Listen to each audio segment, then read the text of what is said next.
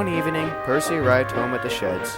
He was hoping for peace and quiet, but unfortunately for him, James was in yet another boastful mood. "Sir Topham Hatt asked me to pull the vans of flour especially," he gloated. "What's so special about vans of flour?" grunted Gordon.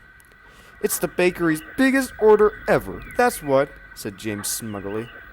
"What's going on?" Percy whispered to Thomas. "James was given a special for tomorrow," sighed Thomas. "Why does James get a special while I always get dirty jobs?" Percy complained. "Perhaps your dirty jobs are the reason," said James.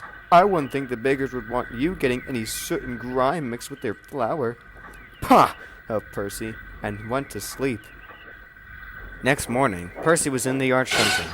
James came puffing in importantly. "I have a pasture to run next. As soon as I come back, I want my flour vans ready with no delay. The special will not be late." "Bossy boiler," thought Percy. "Just ignore him, Percy," said his driver. "Don't let his attitude ruin yours." But Percy wasn't thinking about his attitude. He was thinking of a way to pay James out. Later, Percy was still in the yard when he heard a familiar pair of whistles. Bill and Ben, the tank engine twins, buckled in with the delivery of china clay. Percy was still cross about James. "What's the matter with you?" asked Bill. "You look redder than you are green," added Ben.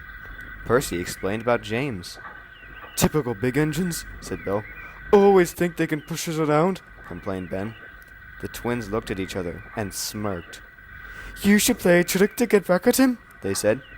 "Yes, yes," agreed Percy. "But what should it be?" The twins thought and thought.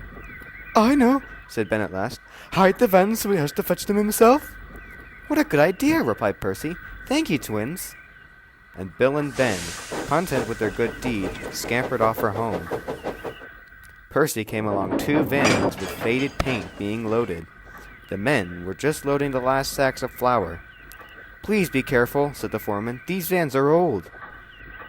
"Come on, Percy. Let's move these where they won't be in the way," said his driver. Percy began to pull the vans to the carriage siding. He was eager to play his trick and hurrying. "Careful, Percy," called his driver. "We should slow down. We're still in the yard." But Percy was too busy thinking about James searching for his special to bother with his speed. "Stop, Percy!" shouted the driver and applied the brakes. It was too late. The rear van was in pieces and flour was everywhere. Percy was coated from bunker to smokebox. "Oh no!" coughed Percy. "I didn't mean for that to happen. James is sure to laugh at me now." James wasn't laughing when he saw the mess. "What have you done to one of my vans?" he demanded. But before Percy could explain, another voice spoke. "I was wondering just the same thing," thundered Sir Topham Hatt. "You created quite the mess, Percy. Now the bakery's order can't be fulfilled, and some won't be able to have their morning biscuits. You shall go to the sheds to be cleaned and stay there until you are wanted." Percy sighed. His funnel felt stuffy, and he wanted to sneeze. He still couldn't understand why flour was so important, but he definitely understood how uncomfortable it was. Soon, workmen arrived to clean Percy. Thomas puffed in. "You've been covered in lime, hay, fruit, chocolate, and now flour? Whatever will it be next?" Percy hoped it would be nothing.